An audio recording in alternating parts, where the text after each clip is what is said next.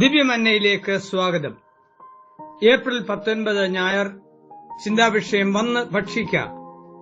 ഉത്ഥിതനായ കർത്താവിന്റെ സ്നേഹക്ഷണം.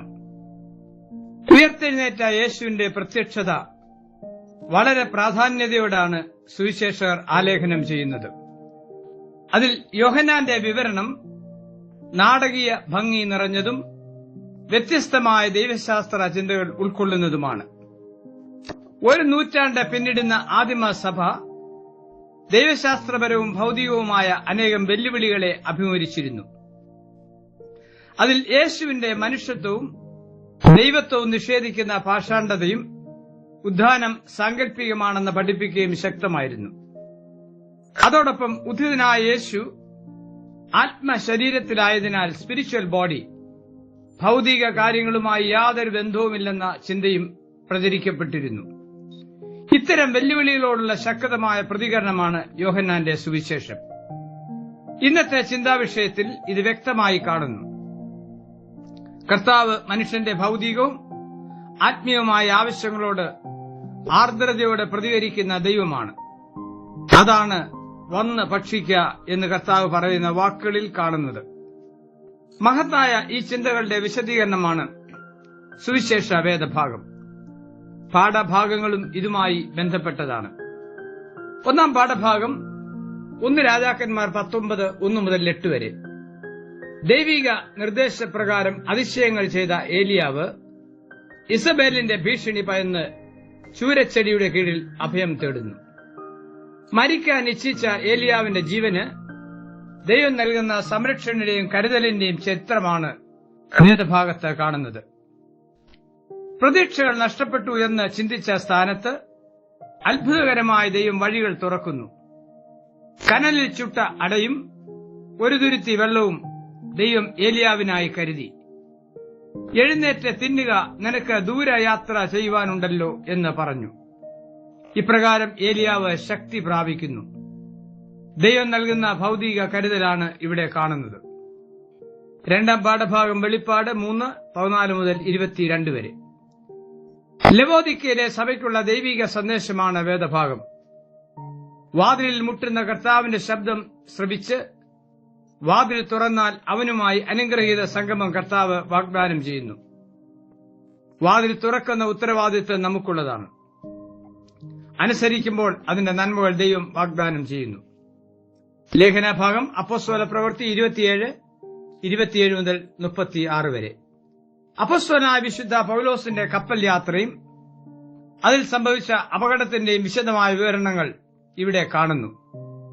അത്യന്തം ഭീതിജന്യമായ ഒരു സാഹചര്യം. എന്നാൽ അപ്പോസ്തലന്റെ അചഞ്ചലമായ വിശ്വാസവും കർത്താവിലുള്ള ആശ്രയവും യാത്രക്കാരെ ശക്തീകരിക്കാൻ പര്യാപ്തമായി. ഭക്ഷണം കഴിക്കാതെ നിരാശരായിരുന്നവർക്ക് ധൈര്യം പകർന്ന് ഭക്ഷണം കഴിപ്പാൻ അപ്പോസ്തലൻ അവരെ പ്രോത്സാഹിപ്പിക്കുന്നു. ദൈവത്തിന്റെ കരുതലും ഉദ്ദേശ്യവും മനസ്സിലാക്കിയതിനാലാണ് ഇപ്രകാരം പ്രവർത്തിക്കുവാൻ കഴിഞ്ഞത്. സുവിശേഷ വേദഭാഗം വിശുദ്ധ യോഹന്നാൻ 21:1-14 വരെ. ഉയർത്തെഴുന്നേറ്റ കർത്താവ് തിബരിയാസ് കടൽക്കരയിൽ ശിഷ്യന്മാർക്ക് പ്രത്യക്ഷനാകുന്ന സംഭവത്തിന്റെ ഹൃദ്യവും മനോഹരവുമായ വിവരണമാണ് വേദഭാഗം. ഗലീല കടലിന്റെ മറ്റൊരു പേരാണ് തിബരിയാസ് കടൽ. യോഹന്നാൻ മാത്രമാണ് ഇത് രേഖപ്പെടുത്തുന്നത്. കടൽക്കരയിലെ യേശുവിന്റെ പ്രത്യക്ഷത യോഹന്നാന് പ്രിയങ്കരമായ വിഷയമായിരുന്നു. അതിനാൽ വളരെ ആകർഷകമായി ഇത് ആലേഖനം ചെയ്യുന്നു. ആഴമായ ചിന്തകൾ ഉൾക്കൊണ്ടിരിക്കുന്ന ഈ ചരിത്രം ആത്മീക ജീവിതത്തിന് പ്രചോദനവും വിജയകരമായ അനുഭവങ്ങൾക്ക് അടിസ്ഥാനവുമാണ്. യോഹന്നാന്റെ അവതരണ ശൈലി ആത്മീയ ചിന്തകൾക്ക് ഊർജം പകരുന്നതാണ്. വായനക്കാരനെ ദൃക്സാക്ഷിയുടെ അനുഭവത്തിൽ എത്തിക്കുന്ന രചനാരീതി യോഹന്നാന്റെ സവിശേഷതയാണ്. ഈ സംഭവത്തെ മനസ്സിലാക്കുവാൻ ഇത് വളരെ സഹായകരമാണ്. 4 ചിന്തകൾ ശ്രദ്ധിക്കപ്പെടുന്നു. 1. ഗുരുവിൽ നിന്നും അകന്നുപോയ ശിഷ്യന്മാർ. മനുഷ്യ സമൂഹത്തിന്റെ ഒരു പരിച്ഛേദം. ശിമോൻ പത്രോസ് അവരോട്, ഞാൻ മീൻ പിടിക്കാൻ പോകുന്നു എന്ന് പറഞ്ഞു. ഞങ്ങളും പോരുന്നു എന്ന് അവർ പറഞ്ഞു. യോഹന്നാൻ 21:3. പലപ്പോഴും എല്ലാ കാര്യങ്ങൾക്കും മുൻകൈ എടുത്തിരുന്നത് പത്രോസായിരുന്നു. ഇവിടെയും പത്രോസ് ഒരു പുതിയ തീരുമാനം എടുക്കുന്നു. എന്നാൽ അത് അപക്വവും ലഭിക്കപ്പെട്ട നിയോഗത്തിന് വിരുദ്ധവുമായിരുന്നു എന്ന വസ്തുത ശ്രദ്ധേയമാണ്. പിതാവ് എന്നെ അയച്ചതുപോലെ ഞാനും നിങ്ങളെ അയക്കുന്നു. കർത്താവിന്റെ ഈ ദൌത്യം പത്രോസ് വിസ്മരിച്ചതിനാൽ സംഭവിക്കുന്ന അപജയമാണ് ഇവിടെ കാണുന്നത്. ആലോചന കൂടാതെയുള്ള തീരുമാനങ്ങളിൽ സംഭവിക്കുന്ന പരാജയത്തിന്റെ വ്യക്തമായ ഉദാഹരണമാണ് പത്രോസിന്റെ തീരുമാനം. ഗെന്നസരേത്തിന്റെ കരയിൽ പത്രോസിനെ യേശു കണ്ടെത്തുന്ന സംഭവം വിശുദ്ധ ലൂക്കോസ് 5:1-11 വരെയുള്ള വേദഭാഗത്ത് കാണുന്നു. രാത്രി മുഴുവനും അധ്വാനിച്ചിട്ടും ഒന്നും ലഭിക്കാതെ തകർന്ന ഹൃദയത്തോടും കുഴഞ്ഞ കൈകളോടും പെരുകിയ നിരാശയോടും തിരികെ പോകുവാൻ തുടങ്ങുമ്പോൾ യേശു അവിടെ ആഗതനാകുന്നു. സങ്കടങ്ങളുടെ ആഴം അറിഞ്ഞ കർത്താവ് ആഴത്തിലേക്ക് വല വീശാൻ ആവശ്യപ്പെട്ടു. യേശുവിന്റെ വാക്കിന് വലയിറക്കി പെരുത്ത മീൻകൂട്ടം ലഭ്യമായി. ആരിലും അത്ഭുതം ഉളവാക്കുന്ന ഈ സംഭവത്തിന് പിന്നാലെ പടകും വലയും പെരുത്ത മീൻകൂട്ടവും ഉപേക്ഷിച്ച് യേശുവിനെ അനുധാവനം ചെയ്യുന്ന പത്രോസ് ആരിലും വലിയ അത്ഭുതമായി ചരിത്രത്തിൽ നിലകൊള്ളുന്നു. പത്രോസും മറ്റ് ശിഷ്യന്മാരും 3.5 വർഷം യേശുവിനെ പിന്തുടർന്നു. എന്നാൽ യേശുക്രിസ്തുവിന്റെ ക്രൂശ് മരണം അവരിൽ കനത്ത ആഘാതമാണ് സൃഷ്ടിച്ചത്. ശിഷ്യന്മാരുടെ ചിന്തകൾ തകിടം മറിഞ്ഞു. ഇതിന്റെ തുടർ ചലനമായിരുന്നു 3 വർഷങ്ങൾക്ക് ശേഷം പടകും വലയും വീണ്ടും എടുത്ത് തിരികെ പോകുന്നതായ സംഭവം.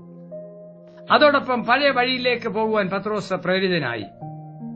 അതൊരു മടക്ക യാത്രയായിരുന്നു. വിദഗ്ധ മുക്കുവനായിരുന്ന പത്രോസ് മത്സ്യബന്ധനത്തിലുള്ള കഴിവുകൾ പരമാവധി ഉപയോഗിച്ചു. എന്നാൽ പത്രോസിന്റെയും സഹപ്രവർത്തകരുടെയും പ്രയത്നങ്ങൾ പരാജയപ്പെട്ടു. ആ രാത്രിയിൽ ഒന്നും പിടിച്ചില്ല. ഈ വാക്കുകൾ ഫലശൂന്യതയെ കാണിക്കുന്നു. ഇത് വൃഥാ പ്രയത്നത്തിന്റെ തെളിവാർന്ന ചിത്രമാണ്. ഈ സംഭവത്തെ മഹാകവി പുത്തൻകാവ് മാത്തന്തരകൻ കവിഭാവനയിൽ പങ്കിടുന്നത് ഇപ്രകാരമാണ്: പുലർച്ചെ ലേശവും ഉറങ്ങാതെ വഞ്ചിയിൽ സഞ്ചരിച്ചു, വീശിനാൻ വല രാത്രി മുഴുവൻ ആഴം തോറും, പെരുമീൻ ഉദിച്ചിട്ടും യാതൊന്നും ലഭിച്ചില്ല, പെരുകി തരംഗം പോൽ ഉൾത്തട്ടിൽ നൈരാശ്യവും. അവിടെ നിരാശയിലും പ്രതീക്ഷ നഷ്ടപ്പെട്ട സാഹചര്യത്തിലും യേശു അവരെ തേടി ചെല്ലുന്നു. അവരോട് കുഞ്ഞുങ്ങളെ കൂട്ടുവാൻ വല്ലതുമുണ്ടോ എന്ന ചോദ്യം ലക്ഷ്യം നഷ്ടപ്പെട്ട അവരുടെ അധ്വാനത്തെ സൂചിപ്പിക്കുന്നതായിരുന്നു. അധ്വാനം ദൈവിക പ്രചോദനത്തിൽ നിന്നും ഉരുത്തിരിയുന്നതാകണം. പത്രോസിനും മറ്റ് ശിഷ്യന്മാർക്കും ഇത് ഗ്രഹിക്കാൻ കഴിഞ്ഞില്ല എന്നത് ഒരു യാഥാർത്ഥ്യമാണ്. ദൈവത്തെ കൂടാതെയുള്ള പ്രയത്നങ്ങൾ വൃഥാവാണെന്ന പരമാർത്ഥം നാം ശരിയായി അറിയണം. ഇത് മനസ്സിലാക്കാതെ ലോകത്തിന്റെ പരാജയങ്ങളുടെ കഥനകഥകളാണ് എവിടെയും കേൾക്കുന്നത്. ഈ സത്യം തിരിച്ചറിയാൻ വൈകരുത്. 2 തേടിവരുന്ന യേശു. പുലർച്ചെയായപ്പോൾ യേശു കരയിൽ നിന്നിരുന്നു. യേശു ആകുന്നു എന്ന് ശിഷ്യന്മാർ അറിഞ്ഞില്ല. മനുഷ്യന്റെ സ്ഥിതി ദൈവത്തിൽ നിന്നും അകലുന്നതാണെങ്കിലും അവനെ തേടിവരുന്ന യേശു പ്രതീക്ഷയുടെ പ്രതീകമാണ്. ഭഗ്നാശയരായ ശിഷ്യന്മാരെ അന്വേഷിച്ചെത്തുന്ന യേശു പ്രത്യാശയുടെ പൊൻവെളിച്ചമാണ്. യേശുവിനെ ശിഷ്യന്മാർക്ക് തിരിച്ചറിയാൻ സാധിക്കാതിരുന്നതുപോലെ ദൈവസ്നേഹത്തെയും ദൈവിക കരുതലിനെയും പലപ്പോഴും നാം മനസ്സിലാക്കുന്നതിൽ പരാജയപ്പെടുന്നു. യേശു അവിടെ എത്തുന്നതോടൊപ്പം പ്രവർത്തനത്തിനായി ശിഷ്യന്മാരെ സജ്ജമാക്കുന്നു. വലത്തുവശത്ത് വല വീശുവിൻ എന്ന ആഹ്വാനം ഇതാണ്. ശിഷ്യന്മാരെ യേശു കർമ്മനിരതരാക്കുന്നു. ഇത് അത്ഭുതാതരങ്ങളോടെ അല്ലാതെ കാണാൻ കഴിയില്ല. യേശുവിന്റെ ഈ ഭാവം അതീവ സുന്ദരമാണ്. ലക്ഷ്യത്തിൽ നിന്ന് അകന്ന മനുഷ്യനെ മനസ്സിലാക്കി പ്രവർത്തനങ്ങൾക്ക് അവനെ സജ്ജമാക്കുന്ന കർത്താവ് മനുഷ്യനെന്നും പ്രചോദനമാണ്. പത്രോസിന്റെ ജീവിതത്തിൽ ഈ സംഭവം ഒരു വലിയ മാറ്റത്തിന് കാരണമായി. ഒരു വേദ പഠിതാവ് പറയുന്നത്, ഒരു മുക്കുവന് അപ്പോസ്തലനാകാൻ കഴിയുമെങ്കിലും ഒരു അപ്പോസ്തലന് വീണ്ടും മുക്കുവനാകുവാൻ കഴിയുകയില്ല എന്ന പാഠം പത്രോസ് ആ രാത്രിയിൽ പഠിച്ചു. പത്രോസിന്റെ ചിന്തകളിൽ സമൂലമായ പരിവർത്തനം ഉളവാക്കിയ തിബരിയാസിന്റെ തീരം ചരിത്ര പ്രാധാന്യമുള്ള ഇടമായിത്തീരുന്നു. അതിന് കാരണമായത് കർത്താവുമായുള്ള അഭിമുഖീകരണമായിരുന്നു. 3 ലഭിച്ചവയുടെ സമർപ്പണം ആവശ്യപ്പെടുന്ന കർത്താവ്. യേശു അവരോട്, ഇപ്പോൾ പിടിച്ച മീൻ ചിലത് കൊണ്ടുവരുവിൻ. സർവ്വചരാചരങ്ങളെയും സൃഷ്ടിച്ച് പരിപാലിക്കുന്ന ദൈവത്തിന് മനുഷ്യന്റെ പ്രയത്നഫലം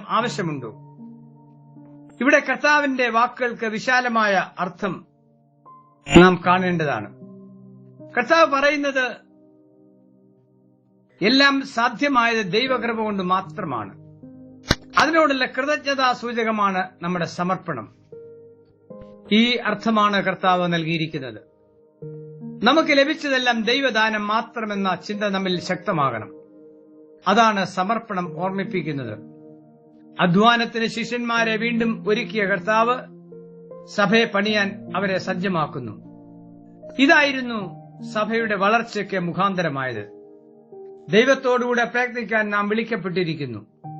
ഞങ്ങൾ ദൈവത്തിന്റെ കൂട്ടുവേലക്കാർ എന്ന് വിശുദ്ധ പൗലോസ് പറയുന്നത് ശ്രദ്ധേയമാണ്. 4. ഉദ്ധിതന്റെ സ്നേഹക്ഷണം. വന്ന് പ്രാതൽ കഴിച്ചുകൊള്ളുവീൻ. തിബരിയാസിന്റെ തീരത്ത് മുഴങ്ങിയ കർത്താവിന്റെ ഈ വാക്കുകൾ എക്കാലവും ചരിത്രത്തെ വിസ്മയിപ്പിക്കുന്നതാണ്. ഏവരെയും അത്ഭുതപ്പെടുത്തുന്ന ആർദ്രതയുടെ ഈ സ്വരത്തിനു മുമ്പിൽ മനുഷ്യന്റെ മുൻവിധികൾ ഉരുകി അമരുന്നു. തന്നെ വിട്ട് ഓടിപ്പോയവർക്കും തള്ളിപ്പറഞ്ഞവനും അവിശ്വസിച്ചവർക്കും കരുതലിന്റെ കരങ്ങൾ നീട്ടിയ കർത്താവിനെയാണ് തിബരിയാസിന്റെ തീരത്ത് കാണുന്നത്. കരയിലെ തീക്കനലും അതിന്മേലുള്ള മീനും അപ്പവും യോഹന്നാന്റെ എഴുത്തിൽ ദൈവശാസ്ത്രപരമായി വളരെ പ്രാധാന്യമുള്ള വിഷയമാണ്. അവൻ നിങ്ങൾക്കായി കരുതുന്നു. 1 പത്രോസ് 5:7. പത്രോസ് പറയുന്നതും ഈ സംഭവത്തിന്റെ ധന്യ സ്മരണയായി കരുതുന്നതിൽ അപാകതയില്ല.